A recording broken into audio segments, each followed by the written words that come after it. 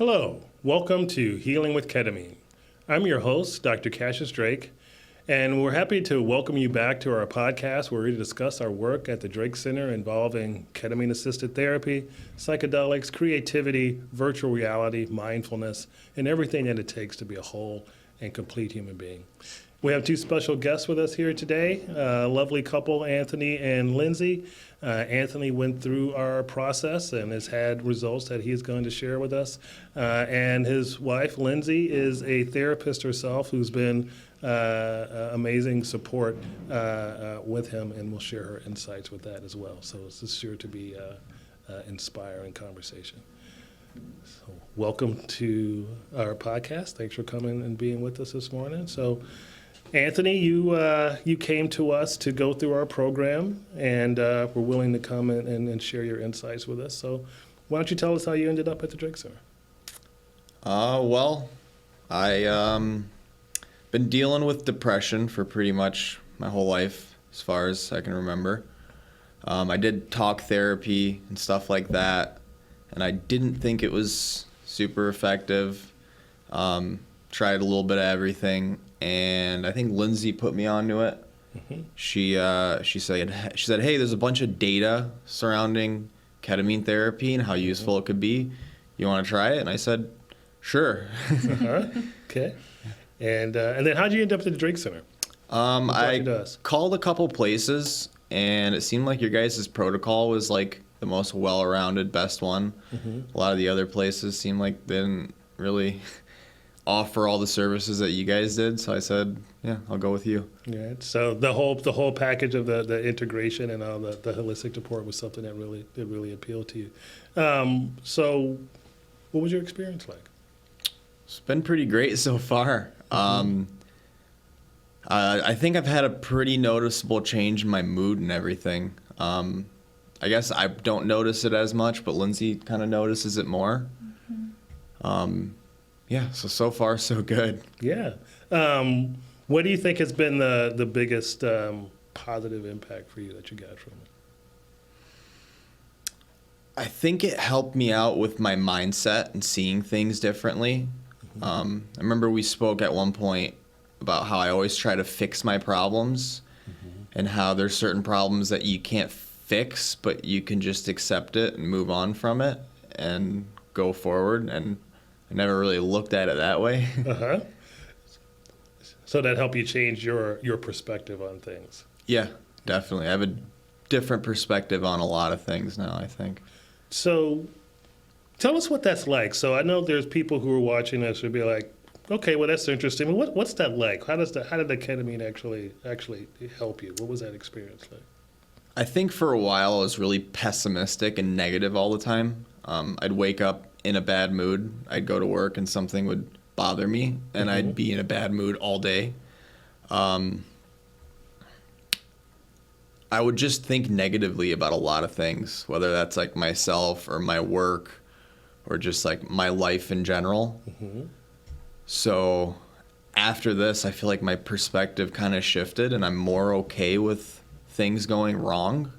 If I mess something up at work, I'm like, all right, I can move on from this. I'm not angry at myself for it. Mm-hmm. So you find you're reacting differently to yourself, and holding yourself sort of in a more positive way. Yeah. Yeah. Wonderful. So, when we talked about you coming on and sharing your story with us, you said, I felt like it was an important thing for me to do. And why do you think that that's an important thing for you to do? Well, we're planning on having kids pretty soon, and I want to be a father, and I want to be able to be there for my kids when they're born. Mm-hmm. I don't want to be in a bad mood all the time and come home from work and not be able to be the best father and husband that I can be. And I said, we were ready to have kids, and I said, I don't know if I'm ready because my mood is just terrible all the time. Mm-hmm. So I kind of just said, I need to fix this before we add more people to the world. Dare I say, do you feel ready now? I think so, yeah. I think we are. I think I'm more ready than she is now. No, We that's, slept. Yeah, no, that's really interesting, isn't it? Yeah. So on that vein, Lindsay was an incredible support for you through this process, and even primarily suggested that you do it. How was it for you having her support? It was pretty good. I liked it. Yeah. I feel like mental health problems are kind of hard to do on your own. Mm-hmm. And even when you go to therapy, you're sitting in a room with someone that you don't know, and you're talking about really deep personal problems. And I think she knows me better than anyone. Mm-hmm. So having her there is kind of nice. Yeah. She can help explain things that I'm trying to say that I don't know how to say because she knows me better than anyone. Mm-hmm. Having the support there is nice. It feels more comfortable when you have someone in the room with you that you know. For sure. Yeah. Yeah. So you found that having her there, and she would sit next to you during the sessions and be that support for you, and that anchor really that really got you through it. So Lindsay, you come to this with a professional perspective as a therapist, and so why don't you tell us about what was your experience of this as a therapist coming into it, what you thought was going to happen to what you actually saw happen? Yeah, I didn't really know what to expect. I am somebody who, I love the data. I love the research. And so that was, of course, very appealing that this is so well researched for so many people. But coming in, it still felt a little bit new and a little bit uncomfortable. Mm-hmm. After the first session, Anthony was like night and day already. Everything was different. And I had explained it to you, progress that I sometimes see can take months or years or a very, very long time to happen, happened overnight. Yeah. And it was amazing. It is something that I think is not talked about enough. I think a lot of people don't know that this is even an option. And I think that is really important, that healing does not have to exist in one way or in one capacity. We can look at a lot of different options, and this is one I would encourage people to consider. Absolutely. So what were some of the things that really stuck out for you in this process, where you're like, wow, this is really working, some of the objective things that you may have noticed? I have noticed, session 1 already, that ability for Anthony to accept what is, accept himself, accept the situation, and he has held that with him moving forward. There was a situation the other day where he had a really difficult day. I don't remember if it was at work or somewhere else, and I was driving home kind of expecting him to be in a bad mood. Previously, it would have really taken over his day. And I walked in the door and he was like, hey, good to see you. Like, here's what I'm working on. Me and the dogs are playing, and happy, and had left it there. Yeah. So this ability not only to accept what is and not let it consume him, but to also believe in himself more. And when he's doing hard things, rather than being hard on himself, he's like, I'll figure it out. No big deal. I've got this. Yeah. What do you think about that? Is that all true? It's very true. Yeah. And how do you feel about the sustainability of this for yourself? Because many people ask the question, how long is this sustainable? Does this last? What are your thoughts on that? I don't know, because I'm still in the whole process of it, but I don't know if it's really about sustainability. It seems like my mindset is changed. Yes. So I have new skills to move forward. A lot of it's just like skill building and learning. And now that I have these skills, maybe like this perception is different. Maybe that in the future I'll be able to look back and say, okay, these are the changes I made. This is what I learned. This is how I can apply it to my life. That's great. So this isn't something that's just artificially lifting your mood. You're fundamentally thinking differently. Yeah. I feel like the mood lift is like a couple days after the treatment, but after that I go back to normal, but my my mindset is different. Okay, so your assessment of things has changed. Your perception of things has changed, right? Yeah. And so, as we talk about in our work in the Way of the Butterfly, and we talk about, caterpillar consciousness and butterfly consciousness, caterpillar consciousness being the way you think and relate and be with the world prior to starting this process. And then through the process of the treatments and the integration, you evolve. And emerge as that butterfly into a different way of relating with the world, and that you keep, and I think that's an important thing to realize in this process versus some other approaches is you can get long-lasting change. You can change your relationship with yourself and life.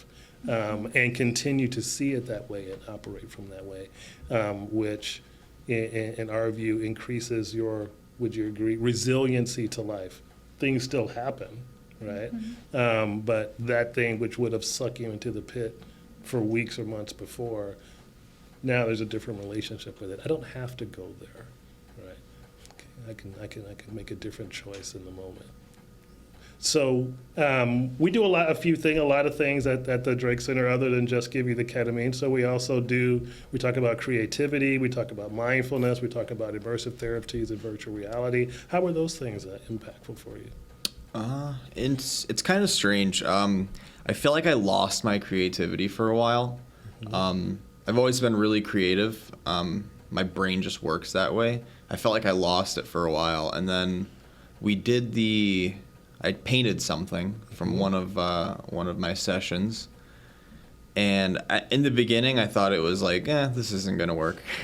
I'm very doubtful on things, and then I got in the office and I started painting, and I started having fun with it, and I was like, all right. And then Lindsay always talks about being creative and using the other side of your brain kind of helps your brain as a whole. Mm-hmm. So I was like, all right, let me go into this and try to be a little open-minded. And by the end, I was having a great time. I didn't want to stop painting. Excellent. I feel like it opened up a part of my brain that I haven't used in a long time.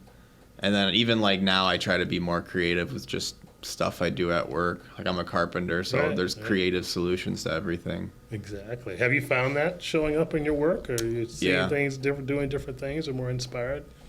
Yeah, definitely. There's a few things around the house that, like a couple little, renovation tasks that I've been putting off because I was like, I don't know how to go about this. I don't know the right way to do it. Mm-hmm. And I kind of just winged it and got creative with it, and it worked out fine. Awesome. Are you using any of the mindfulness tools and meditation tools? Have you found that? What was your relationship with that before and after your experience? I guess I understand how mindfulness and meditation works. I know the benefits, but I never really used it before. Mm-hmm. Now I find myself doing it a lot more. I went to the gym the other day. I was doing sparring, kickboxing and stuff. Okay. And in between every round, I was so tired I couldn't focus. So I would just close my eyes, take some deep belly breaths, and just focus on what I was doing. And then I kind of just got back in the zone, even though I was like physically exhausted and tired. My brain was sharp, so that was super useful. Yeah, so these are the things, the tools that support that sustainability moving forward. So Lindsay, what's your impression of that, of the other side of what we do, other than the ketamine, of the paradigm and the mindfulness and creativity? Yeah, I think that the integration piece, I would be curious how effective the ketamine could be long-term without the Mm-hmm. integration. Mm-hmm. Because yes, you can have these realizations in the moment, but if you don't take that with you, if you don't practice it, if you don't try to create new neural pathways, it's not going to happen. You're not going to see those results. But I feel like Anthony now has this skill set to pull from that he didn't have before, because maybe he didn't believe in it, maybe it didn't work in the same capacity, but now he can not only take the realizations, but okay, I'm feeling overwhelmed right now. How can I get back into my body? How can I slow down a little bit more? I think that is probably really vital to the whole experience if people want to see big shifts in how they think. Wonderful. Thank you. So how would you say people come into this type of work, therapy, treatments for depression, and have their expectations based on what they've seen on how well that works or doesn't work, both personally and professionally. So what do you think about healing now? What does that mean now on the other side of this? It's a hard question. What's your experience of it? What does it mean to you? I feel like healing it's complicated because you're not really healing. I don't know. I'm kind of stumbling over my words. You're doing just fine. I don't know if healing is something that can happen without yourself, I guess. You can't expect therapy to work if you're not 100% in. You can't really expect changes to happen if you're not making those changes yourself. Yeah. So I feel like you have to be a lot more open to it and a lot more willing to make the changes and do the effort. Mm-hmm. I feel like it's kind of work. It is, yes. That you can't just expect to go to therapy, talk about your problems, or go somewhere and just have it fixed right away. It's effort on both sides. Yes. It's a process in itself. It's a lot of work, but It's good work. it's good work. It's good work if you can get it. It's right? good results. Yeah, if you do the work. And thank you for bringing that up. And this isn't, it's not a passive process, right? It does require your engagement and your participation. But it also puts like a tailwind behind you that just makes that so much better. And speaking of tailwinds, just letting this conversation flow naturally, you had a tremendous tailwind behind you with Lindsay being your support. How would you say that just vague question, how did that help you? I know it did. I'm just curious in your opinion. Lindsay's always been like my number one support. Mm-hmm. So going into therapy before and going into like all of these other treatments and everything I've tried, she was always like, hey, you should try this, you should do that, you should do this. And I was always very doubtful about everything. And then she'll show me data and say, this works. Mm-hmm. Going into the ketamine therapy, I was a little nervous at first. I felt like it wasn't going to work. I was very doubtful. I was like, all right, this is going to work, and then I'm going to get over it. I'm going to be back in the same mood. Uh-huh. But she kind of helped me realize, like, these are changes that can last if you put in the effort and build the skills and all that. Yeah, she's super helpful. Yeah. And then having her there, too, like, I'm always nervous and a little uncomfortable every single time I do one of the ketamine sessions. But having her there makes a big difference, just knowing that, like, hey, she's there, so if anything happens, she can take care of me when I can't take care of myself. Mm-hmm. So you guys have a solid partnership that produces a greater sum than just the two parts, right? So wonderful. So anything else? What would you like to share, Lindsay, for people you'd like people to know about this process? Personally or professionally? Yeah, I think that a lot of times people think that healing needs to be this one-size-fits-all process. And healing, as you're talking about it, this whole process for me has made me really rethink how I approach healing in sessions. I think a lot of people come to therapy hoping to, let's get rid of it. Let's get rid of the things that have happened. I don't want to think about it. I don't want that to be a part of my story. Mm-hmm. And yes, I would love to help you get rid of symptoms, but I too have had this new perspective of healing is more accepting what is, and how can we get you to that point of it not consuming you and moving forward from that.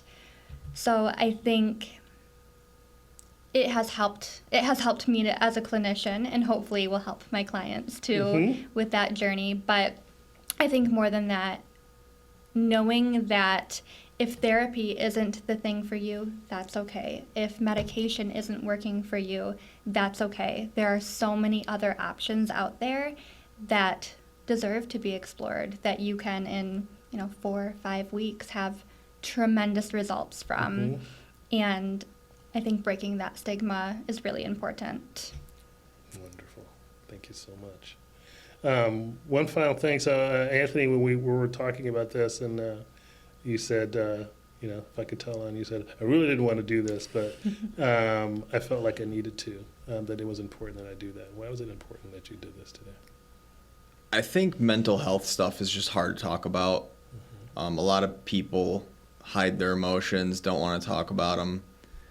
Depression is just hard in itself to talk about. No one wants to just tell people, oh, I'm sad, I'm not in a good mood, I'm depressed, I'm not happy. That's really not a topic most people want to talk about. Right. And I think sharing my story, I guess, would help show some people that, like, this is possible, that there's changes you can make, there's stuff that can work, Yeah. and that you're not stuck in the same place. I think there's like a big stigma around mental health.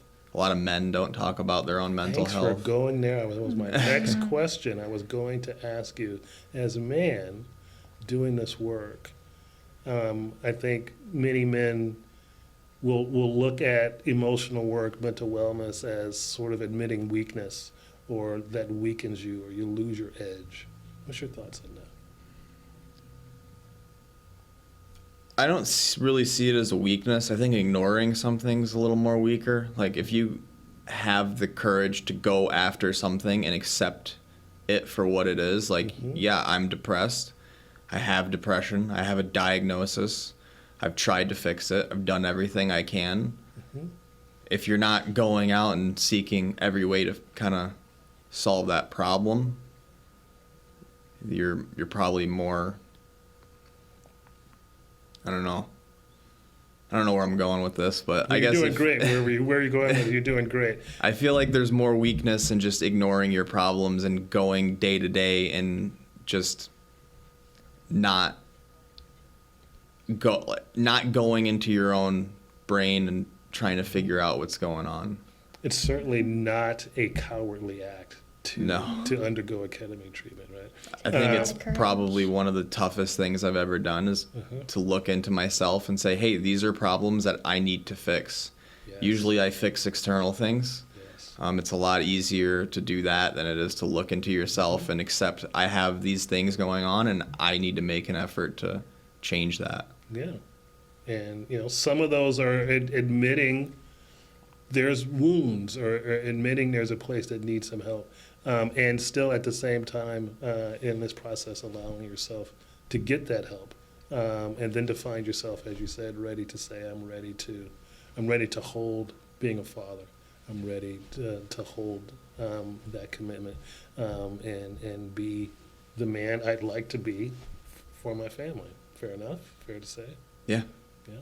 So, what would you say as sort of a final wrap up, to men who might be on the fence about doing this type of work? I think it's a lot harder to go through life with problems than it would be to make an attempt. Like, the first step of trying to fix a mental health problem is probably the hardest. But living with these problems and living with mental health issues is significantly harder than just making that first step. Yeah. I don't think there's any harm in trying everything you can do to fix a problem. And I feel like ketamine for me was me stepping out and trying something different to try to fix a problem in myself, that I kind of got to a point where I was like, I don't know what else to do to fix this. Yeah. Yeah. Step of trudging right into yourself and figuring out what's in there. And as I say, that's a brave act. And I think on the other side of it, it's been my experience that you end up more powerful, and more able to live your purpose on why you're here on earth, and if that's, I'm ready to be a father, or I'm ready to bring more creativity to my work, or I'm ready to be more present for my partner, or whatever may come from not carrying all that weight of sadness around, then yeah, that's positive to me. So thank you so much for being here. Lindsay, as the as the spouse of someone with challenges, what do you have to say to other partners of people with challenges? Yeah, mental health, mental illness is all consuming, and it doesn't only impact the person who is struggling, but the people who love them, who so badly want them to be able to see themselves in the way that the rest of the world can see them. And I think as a spouse of somebody who has struggled, or for spouses who are with somebody who is struggling, be patient, be gentle. It is sometimes hard to see when somebody is trying their best, but it is really important to give that grace and to have that trust that together we'll figure it out. We'll find the things. We'll try it all. We'll weed through it. And I think that if somebody who is struggling has someone who's willing to do it all with them, it makes it a whole lot less heavy. Thank you so much. I 100% agree with that. Yeah. All right. Well, that's a good place to end. So thank you so much for being with us today. It's really been a wonderful conversation and a pleasure to hear your stories. And thank you for your willingness to share that with our audience. I'm sure it's going to be a help for somebody. Thanks for having us. My pleasure. Well, that's going to wrap us up for this month for Healing with Ketamine. Again, as always, thank you for your time and attention, and we look forward to seeing you next time. Thank you very much.